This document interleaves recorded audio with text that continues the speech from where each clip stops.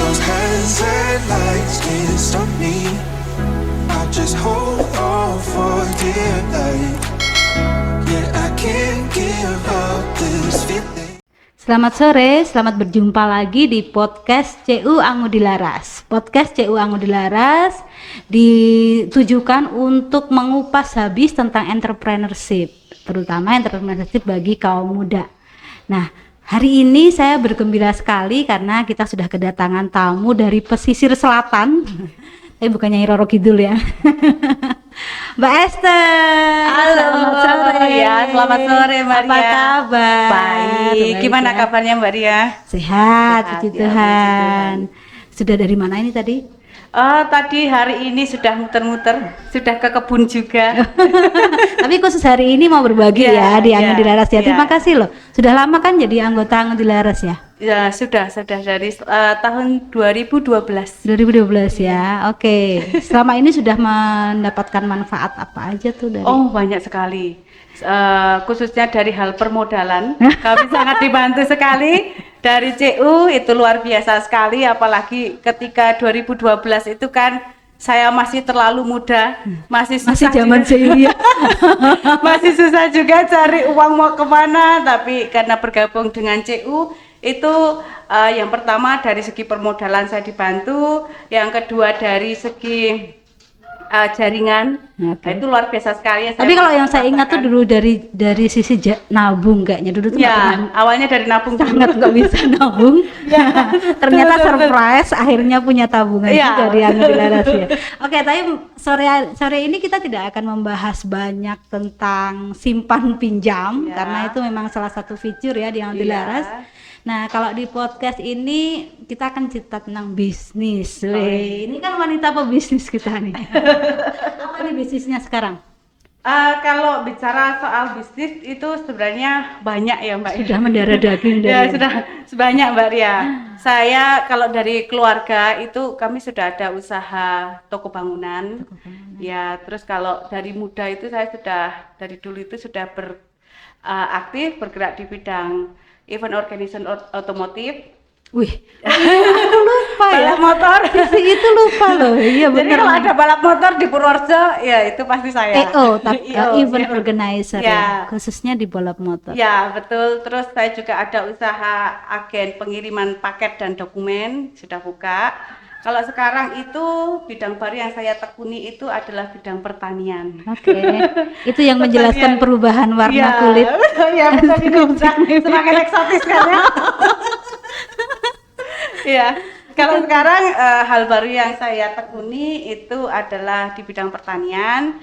Khususnya sekarang saya itu lagi mengusahakan untuk budidaya porang, Mbak Ria. Oh, menarik sekali. Tapi ini kita flashback ke belakang ya. Tadi ada perdagangan, ada entertainment ya sebenarnya ya, event organizer walaupun balapan ya. Saya udah lama juga soalnya alun-alun nggak ditutup ya. Biasanya yang penyebab utamanya penjenengan berarti. Iya, bukan saya itu. Dalamnya jalan. Tapi sekarang udah lama banget karena pandemi ya. Atau memang karena event itu sudah banyak berkurang atau karena pandemi? Kalau dulu awalnya memang sudah ada pembatasan tentang penggunaan jalan protokol khususnya di pusat kota. Tapi tetap ada. Sebenarnya cuma tetap ada. Ya, cuman tidak di alun-alun ya, gitu. Itu tetap ada. Kalau untuk yang bisnis yang lain masih jalan sampai sekarang. Ya, cuman memang karena pandemi ini sih, Mbak Ria.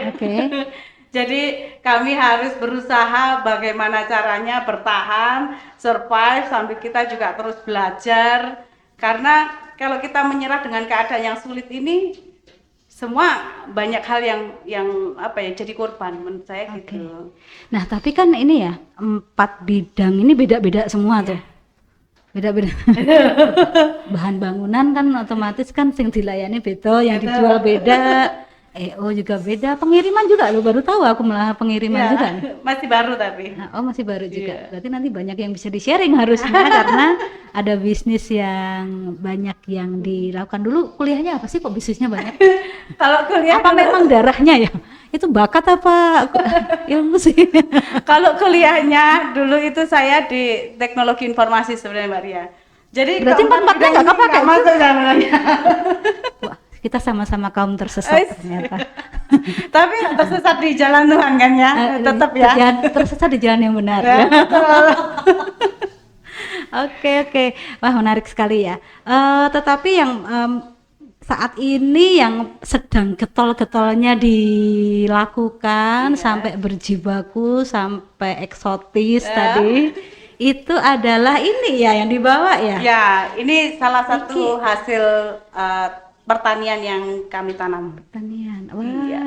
kita dapat hal baru nih kalau ke bulan lalu peternakan tentang perwedusan dengan berikut derivatif produknya yang luar biasa. Sekarang kita akan belajar tentang porang. Iya. Iya.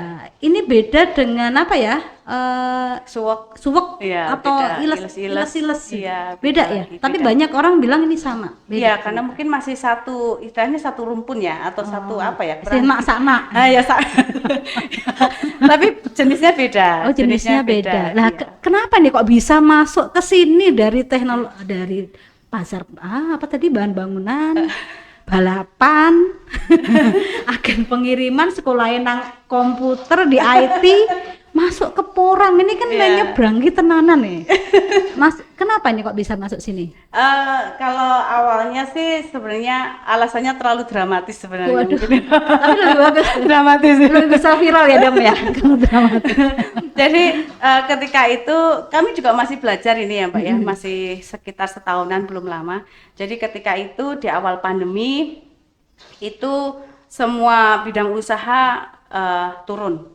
Jadi usaha apapun yang kami punya ketika itu sedang turun. Maksudnya mungkin karena pandemi awal ketika itu ada PSBB dan lain sebagainya gitu kan. Begitu juga dengan tokonya kami, toko bangunan kami.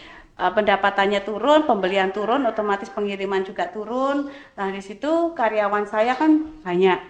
Saat itu sudah berlangsung sekitar 1 bulan sampai 2 bulan karena pengirimannya sepi, karyawan banyak yang hanya di toko nongkrong-nongkrong. Pilihan kami cuma 2, pengurangan tenaga atau kami mencari alternatif lain untuk membuat apa ya pendapatan yang baru dari bidang yang lain. Oke. Gitu.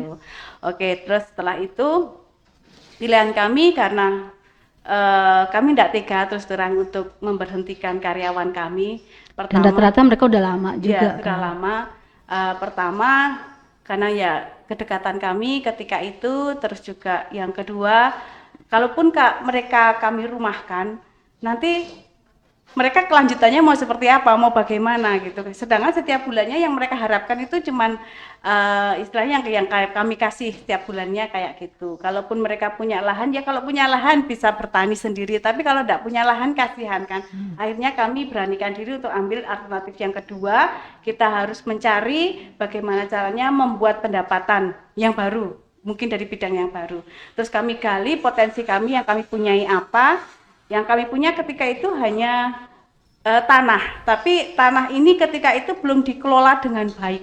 Jadi tanah cuman ada beberapa pohon ya pohon biasa ya, tanaman biasa, kemudian ada kelapa, tapi kelapa juga kan tidak menghasilkan banyak nilai ekonomi. Di situ kita mencoba untuk mengolah lahan. Akhirnya saya panggil karyawan, kita duduk bareng, saya bilang karena sekarang toko masih sepi, pendapatan juga menurun, pengiriman juga sepi, otomatis kita harus membuat usaha yang baru. Gimana kalau sekarang kita sama-sama mengolah tanah gitu. Jadi suatu saat saya akan minta tolong bantuan dari teman-teman semua untuk bisa sama-sama kita mengolah tanah apapun itu gitu kan. Jadi yang biasanya kamu nyetir, kamu jadi kenek, kamu jadi supir, ya macul-macul mau ndak gitu. Ndak apa-apa Mbak Esther, saya mau gitu. Yang penting saya masih ikut Mbak Esther. Oh ya sudah, kalau mau kita sama-sama gitu. Hari berikutnya ndak pakai hitung bulan minggu, hari berikutnya langsung ayo sekarang kita ke lahan, semuanya tak bawa ke lahan, kita bersihkan dulu lahannya, persiapan lahan sampai akhirnya berjalan sampai sekarang sudah berjalan sekitar ya 8 bulan. Mbak Ria, 8 bulan. dari proses persiapannya itu. Padahal pandemi kan 1 tahun yang lalu, berarti Iya. sempat 4 bulan itu mengalami surutnya Iya. gitu ya. Kalau sebelum porang ini sebenarnya kami sudah tanam juga, tapi untuk tanaman terong dan juga cabai. Oke, berarti waktu pertama kali pandemi itu sudah mulai bersihin lahan, tapi yang Ya, ditanam belum 1 bulan porang. sesudah itu belum porang, ketika Belum itu belum porang. porang ya. 1 bulan udah langsung masuk ke pertanian Ya. nekat gitu ya. Nekat. Berapa sih karyawannya? Kalau karyawan saya sekitar 15 orang, Mbak. Dan itu semua terlibat ke pertanian. Ya, kalau yang cewek-cewek tidak, tapi yang cewek tetap di toko. Oke, yang di toko masih ada. Masih, gitu ya. masih ya. Tapi yang dulu ngangkut semen, Ya, ngangkut copir, kena, Supir. nah, sekarang udah sekelani pacul. Oke, menarik. Jadi pertamanya itu memang karena satu ada kebutuhan, karena pandemi yang daripada itu nanti dirumahkan, ada beban sosial di situ, udah kekeluargaan juga ya masalahnya ya. Karena ini memang bisnisnya juga tidak baru 1-2 tahun ya, sudah lama sekali sejak Bapak masih ada ya. Ya, betul. Nah, jadi memang hubungannya sudah dekat sekali. Oke. Dan yang kedua memang ada lahan. Ada. Lahan yang cukup luas. Lumayan. Berapa desa gitu kan. Tapi lahan-lahan sana tuh kebanyakan sekarang beralih pemilik loh sekarang, tapi iya, ada yang dipertahankan ya. Syukurlah belum beralih waktu itu ya. Jadi masuk ke pertanian tanpa ilmu, Tanpa ilmu. modal nekat aja. Modal nekat dan mau belajar itu. Oke. Belajarnya dari mana? Oh, banyak sekali sekarang kita Dari kegagalannya? kegagalan. Sosial media juga kan sekarang sudah Oh. berkembang sekali kan. Setiap hari itu saya nongkrongnya tuh liatin YouTube, Ya. terus searching. YouTube-nya apa? YouTube-nya miau-miau. Miau. YouTube-nya ya segala sesuatu yang menunjang untuk apa ya, karena sekarang kami lagi konsennya di pertanian porang ya, segala sesuatu yang berkaitan dengan tanaman porang. Tapi pertama kali belum porang. Pertama Pertama belum kali porang. itu apa? Pertama kali ketika itu saya dan Pak D, karena saya belum punya pengalaman sama sekali, saya dibantu sama Pak D, saya ketika itu tanamnya itu terong sama cabai. Karena Pak D punya pengalaman Iya, tanam pengalaman terong dan cabai. Dan Karena berhasil. sebenarnya hasilnya bagus. Hasilnya Ya, bagus. hasilnya luar biasa bagus, tapi harganya ketika itu yang tidak bagus. I see. Iya. Ada banyak catatan sebenarnya ya dari percakapan kita tadi. Pertama, bahwa semua itu bisa dimulai. Ya, Berani dulu saja. dulu. Berani dulu, nanti pasti Tuhan kasih jalan. betul. Karena ilmunya di mana-mana ada ya. Iya, betul. Dari manapun, apalagi sekarang ya zaman milenial tuh namanya Mbah Google ki pinter Pinter. ramu pakat pinter takone wae iso. Betul. Jadi intinya tinggal kita mau belajar apa tidak, dan ternyata hasilnya bagus. Iya. Tapi ada pembelajaran baru Iya. pas panen. Pas panen pengelolaannya itu yang kurang bisa, karena mungkin karena ketika itu saya juga baru terjun Belum di- punya distributor, Ya, belum punya distributor, belum punya jaringan. jaringan, belum punya, ketika kami nanti panen yang mau nadah siapa gitu. Waktu itu nggak kepikir sama sekali, asal sudah nanam udah gitu. Ya, waktu itu ya. Nggak habis tuh, ini harus dicari dulu nih siapa yang mau beli, nggak ya? Ketika itu karena saya Apa nggak cuman membayangkan hasilnya bagus juga mungkin ya? ketika itu saya karena manut sama Pak D ya, karena Pak D yang ngajarin Pak kan. D ini Ya, ya Pak D memang itu. dia. Nah, ketika itu Pak D bilang nanti kalau sudah mau panen biasanya Ada pedagang ada yang datang. ada penadah yang datang lah gitu. Ada tengkulak yang mau datang untuk nebus. Sebenarnya ada, itu betul ada. Cuman memang dari harga yang bermasalah di situ. Jadi ketika itu kami panen kan di bulan puasa menjelang Lebaran, beberapa hari sebelum Lebaran itu Mbak Ria. Padahal menjelang Lebaran ya? Iya. Tapi Harga kan Lebaran tahun biasanya- lalu itu kan Jakarta PSBB. Itu dia. Itu. Jadi Jakarta PSBB, kota-kota besar yang lain juga menerapkan hal yang Distribusi sama. terganggu. Distribusi terganggu. Di sana mahal sebenarnya. Iya, di sana ya mahal. Kenapa nggak tapi dijual kita ke nggak bisa sana? jual ke sana, nggak bisa masuk ke sana kan, sama aja. Nggak bisa lewat WhatsApp ya? Nah, itu. Kalau bisa di attach. Jadi kita nggak bisa jual ke sana. Kita cuman bisa jual di situ. Tengkulak pun ketika itu 1 kilonya terong itu cuma di harga 1.000. Nah, dengan 1 kilo 1 kilo cabai cabai ketika itu cuman ditawar 2.000 apa 3.000. sekarang Sekarang luar biasa 100.000. Ya. Sekarang lebih mahal daripada daging sapi, menyakitkan banget ya. Seandainya waktu bisa diputar ya. Nah, itu. Nah, pembelajaran dari kegagalan pertama nih, kapok nggak? Ketika itu sempat agak down juga ya, tapi karena melihat hasilnya sebenarnya bagus. Cuman hal yang tidak bisa kita kendalikan ketika itu adalah harga gitu. Dari situ kami kemudian berpikir ulang tanaman apa sih yang bisa kita tanam tetapi dia memiliki nilai ekonomi yang tinggi gitu. Memang sayuran kalaupun ketika itu Sebenarnya nilainya tinggi ya, juga. bagus sebenarnya, tapi mungkin karena ketika itu yang tidak tepat adalah Strategi. ya strateginya kayak gitu ya. Ya itu situlah kami mencoba untuk kita tetap masih mau tanam karena sebenarnya hasilnya bagus. Bagus kalau memang kita konsen dan betul-betul mengusahakan tanah itu, tanah juga sayang kayaknya sama kita, hasilnya bagus. Cuman memang harganya ketika itu yang tidak bagus. Walaupun tanah itu waktu itu sebenarnya belum diolah ya. Ya, baru pertama kali. Ya, betul, baru pertama diolah itu. Lah dari situ kita mencoba untuk tanaman yang mempunyai nilai ekonomi yang tinggi. Kemudian kita cari-cari info, terus ya bantuan Mbah Google tadi. Tanaman apa yang sekarang ini lagi memiliki nilai ekonomi yang tinggi dengan masa panen yang tidak terlalu lama. Maksudnya kalau buah-buahan memang nilai ekonominya kan tinggi. Seperti alpukat, mangga itu kan nilai ekonominya memang tinggi, tapi kan dia memerlukan masa tanam yang lama dari dia pertama ditanam gitu. Nah, terus ada salah satu teman yang bilang, "Coba kita tanam porang" gitu. Nah, dari situ kita banyak belajar, memperbanyak informasi tentang tanaman porang itu apa sih sebenarnya, kenapa dia memiliki nilai ekonomi yang tinggi gitu. Nah dari situlah kita putuskan, ayo kita bertanam lagi, kita tanam porang, kita awali ketika itu bulan Agustus 2020. Iya, Agustus 2020, pertengahan Agustus ketika itu kita mulai tanam sampai hari ini. Kalau sampai hari ini sih kita sudah mulai panen, tapi baru katak dan umbi. Sebagian umbi yang kita tanam lebih dulu, karena kan kita tanam lewat pakai polybag dulu sebelum kita pindah ke lahan. Oke, sebelum masuk ke teknis porang ya. Misalnya kita shot 3 hal utama. Kenapa sih kok milih porang? Bisa disebut nggak 3 hal yang paling utama? Kenapa memilih porang ya? Alasan pertama karena porang itu memiliki nilai ekonomi yang tinggi. Sekarang masih hits itu. Ya, sekarang masih hits dan kami merasa tanaman ini akan bertahan lama karena pemanfaatannya yang tinggi. Jadi kenapa dia memiliki nilai yang tinggi? Karena pemanfaatan dari produk olahan umbi porang ini banyak sekali. Turunannya banyak. Ya, turunannya itu banyak. Jadi memang kenapa yang membuat nilainya porang ini tinggi karena pemanfaatannya ini juga tinggi. Yang kedua itu karena tanamannya mudah. Menanamnya mudah, ya mudah, perawatannya juga mudah. Kemudian pasca panen, nah yang penting kan pasca panen ya Mbak, karena tadi kami di awal gagal di pasca panen. Nah, pasca panennya pun itu juga mudah. Gitu mudah dari segi harga juga penanganannya bagus, lebih mudah. Penanganannya juga mudah gitu. Kalau pertama kan sayuran ya yang umurnya memang pendek.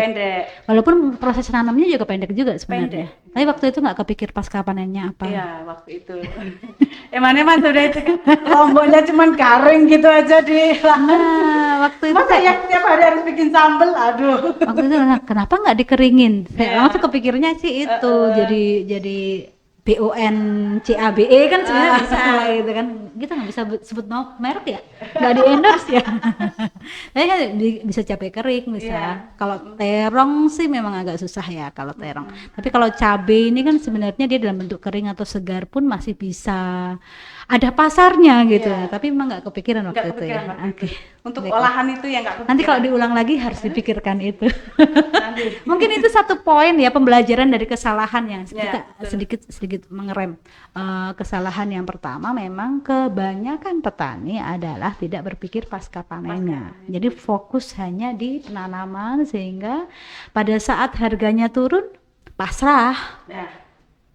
Apalagi kalau yang tidak punya alternatif nanti nyimpannya di mana dan sebagainya, atau mungkin sudah diijon, apalagi kalau yang seperti itu. Nah, seperti sekarang kan yang sedang ada di berita hari ini 2 hari terakhir itu kan beras, harga gabah turun kan. Saya pagi tadi langsung tanya ke si nyimpen gabah ki angel ra ya wi. Asal kering katanya gitu, Mbak. Tapi Nggak apa-apa. angel mbakku tuh garing banget nih ora Garing tukul banget, misalnya iya. itu. Nah, hal-hal seperti itu mungkin yang banyak harus dipelajari dan sebenarnya ilmunya juga banyak sebenarnya. Tapi mungkin lah saya nggak bisa ngejudge juga, tapi rata-rata kemungkinan hanya fokus di penanaman ya. Jadi pasca panennya emang belum dipikirkan. Oke, sekarang berangkat ke porang. Tadi dengan berbagai macam tadi ada 3 manfaat yang 3 hal yang menguatkan sehingga akhirnya masuk ke porang. Walaupun tidak punya ilmu perporangan sama sekali. pertanian. Ilmu pertanian. Guru Tapi terbaik itu YouTube. tapi ternyata tangannya adem juga ya. Enggak. Banyak orang yang tidak bisa nanam juga kan, maksudnya walaupun dia tahu ilmunya tapi nanam ya ora ono hasilnya. Ternyata terong walaupun mambu semen lho ketemu. Tapi nggak panas tangannya. Harusnya. Puji Tuhan banget. Atau mungkin karena itu ya, yang ditanam itu tadi kebutuhan pegawainya. Nah, jadi ya. itu yang Mungkin karena tujuannya. hasilnya luar biasa. Itu yang perlu harus ditanam, harus diingat teman-teman. Kalau sesuatu hal yang tujuannya baik mesti Amin. Tuhan bantu terus ya. Amin. Nah, apakah tidak ada ketakutan nanti kalau kesalahan di yang pertama nih? Karena nanti kan semua orang mungkin karena dengan manfaat yang luar biasa tadi, harganya bagus, nanemnya gampang, kemudian pasca panennya mudah. Nah, ini kan 3 hal yang nggak ada obstacle-nya berarti kan, nggak ada hambatan untuk semua orang bisa masuk ke situ. Nanti jangan-jangan harganya turun lagi. Ya, kemarin juga sempat ada yang bilang jangan-jangan ini hanya debat nanti Euforia, demam. Ya, euforia. euforia. Jadi orang wah karena harganya mahal, terus semua tanam, terus nanti harganya turun gitu ya. Tapi kalau saya melihat karena beberapa survei yang dilakukan oleh beberapa lembaga juga itu karena pemanfaatannya yang tinggi dari umbi porang ini dan produk turunannya juga banyak sekali, sudah banyak orang yang juga mulai mengolah tepung dan glukomanan dari porang ini, saya pikir itu akan lebih bertahan lama karena dia bisa masuk ke konsumsi, bisa menjadi bahan makanan juga. Dimana setiap orang, semua orang pasti butuh makanan. Tapi kan tidak harus makan porang. Oh iya, kalau sekarang harganya mahal soalnya. Daripada beras gabah itu lagi turun, yang mending makan beras aja Mbak ya. Oke, ya kita flashback Agustus 2020. Modalnya banyak nggak? Ketika itu kalau dari modal kami hitung ya, karena luasan tanah kami ketika awal buka porang ini sekitar 1000 meter. 1000 meter. Iya. Jadi sebenarnya modal Jadi modal pertama harus punya lahan 1000 meter ya. Enggak. Note. Kalau untuk modal memang disesuaikan dengan luasan tanah. Oke. Jadi semakin luas tanah otomatis Itu modalnya cuma berapa dibutuhkan- persen dari tanah yang ada sebenarnya? Itu masih banyak yang lainnya Mas. Nanti dulu itu. Jadi cuma 1000 dulu. Ya, Per ketika 1000 nih berapa nih? Ketika itu 1000 karena dengan luasan 1000 kita waktu itu membutuhkan sekitar 6000 bibit apa ya kalau orang bilangnya ini katak. Oke. Gitu ya. Jadi karena kami basically bukan seorang petani Mbak Ria, sebenarnya banyak sih bibit-bibit yang dijual bibit porang tapi sudah jadi sudah tumbuh gitu kan. Nah, karena kami bukan orang petani yang tidak bisa membedakan entah itu suwek apa iles-iles atau porang, itu yang membedakan dari ketiganya itu porang itu dia punya apa ya tumbuh katak. Kalau orang bilang ini katak di daunnya. Sedangkan yang Bukan lain itu kodok tapi ya. bukan. Sedangkan yang lainnya itu tidak tumbuh gitu, tidak tumbuh.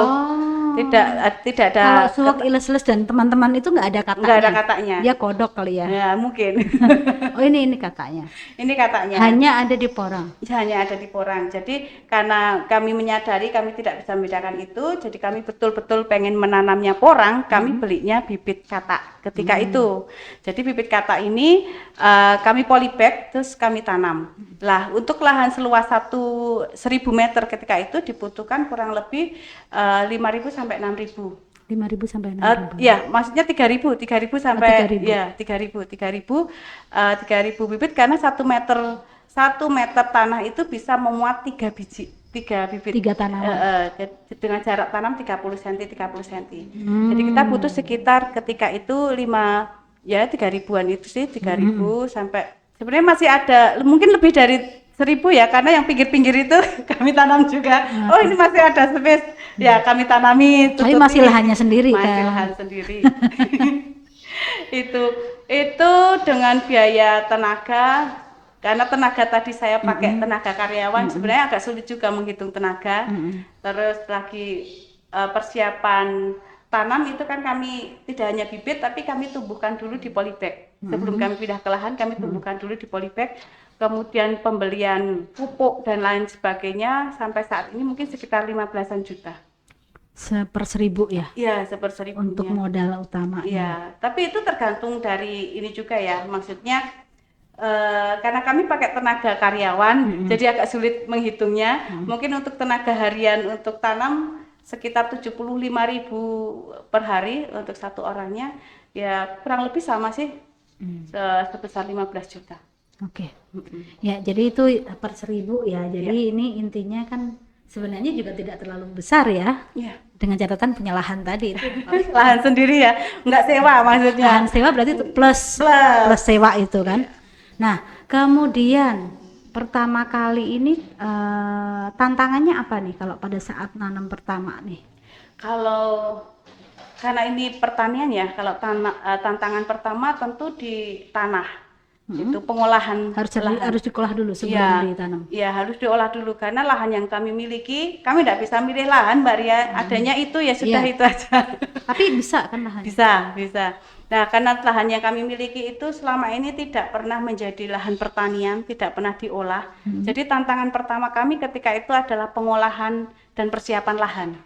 Jadi pengkondisian tanahnya itu bagaimana. Jadi kami sebari dulu dengan pupuk sebelum tanaman ini ditanam di lahan, kami sebari dulu di situ dengan pupuk. Pupuknya kami pakainya pupuk organik, pupuk kandang. Gitu. Karena kenapa kok milihnya yang alasan utama karena rendah di biaya. Malah rendah di biaya? Rendah di biaya, apalagi kalau kita bisa membuat sendiri fermentasi pupuknya itu sendiri. Karena pupuk kandang ini kita tidak harus beli, tapi dari sekitar yang kita punya itu bisa jadi pupuk. Misalkan mungkin punya peternakan juga berarti? Kambing. Punya karyawan yang belum disebutkan. punya karyawan. Kirain ada bisnis lagi. Orang ngomong-ngomong liane loh. Punya karyawan. Terus lagi kan pupuk bisa juga, misalkan punya kelinci, itu kan juga kotoran kelinci kan bagus juga untuk tanaman. Gitu. Sekarang kami tidak hanya di pengolahan pertanian porang, tapi kami juga belajar tentang bagaimana membuat pupuk, Mbak Ria. Jadi pupuk padat, pupuk cair, gitu kita juga berusaha untuk bikin itu sendiri. Itu satu kenapa pupuknya pakainya kami itu organik karena murah. Kemudian kalau memang tujuannya nanti mau dijual di pabrik ataupun nanti mau diekspor ke luar negeri gitu ya. Mereka pasti akan ngecek kandungan kimia yang ada di tanaman porang ini. Kebanyakan yang tanaman porang, umbi porang ini yang memiliki kadar kimia tinggi ditolak dari pabrik. Katanya begitu. Berarti mereka mintanya yang organik ya? Organik karena memang tujuannya nanti mau diekspor ke Cina, terus mau diekspor ke luar negeri yang lain yang mungkin diolah menjadi kayak mie shirataki atau mungkin beras shirataki untuk konsumsi. Oke. Jadi memang larinya harus yang organik tadi. Iya. Kembali lagi, ini jadi ternyata sebenarnya banyak nih yang membutuhkan ini ya porang ya. Iya. Tapi memang untuk olahan dan diekspor. Dan selama ini informasi yang kami terima kebanyakan diekspor. Karena memang belum ada yang bisa mengolah di sini. Berarti nanti dikirim begitu saja dalam bentuk porang umbi gini atau gimana? Kalau kami kemarin sudah coba telepon ke pabrik ya. Memang kalau untuk di pabrik itu sudah masih dalam keadaan umbi seperti ini, tapi dia sudah dalam keadaan bersih. Maksudnya tanah-tanah ya, ini kan masih ada tanah-tanahnya ya. Sudah bersih ya.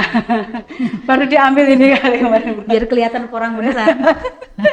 Ini sudah dibersihkan, kemudian ada minimalnya. Minimal itu berat 1 kilo yang bisa masuk ke pabrik. Gitu. Satu bijinya itu harus minimal 1 kilo.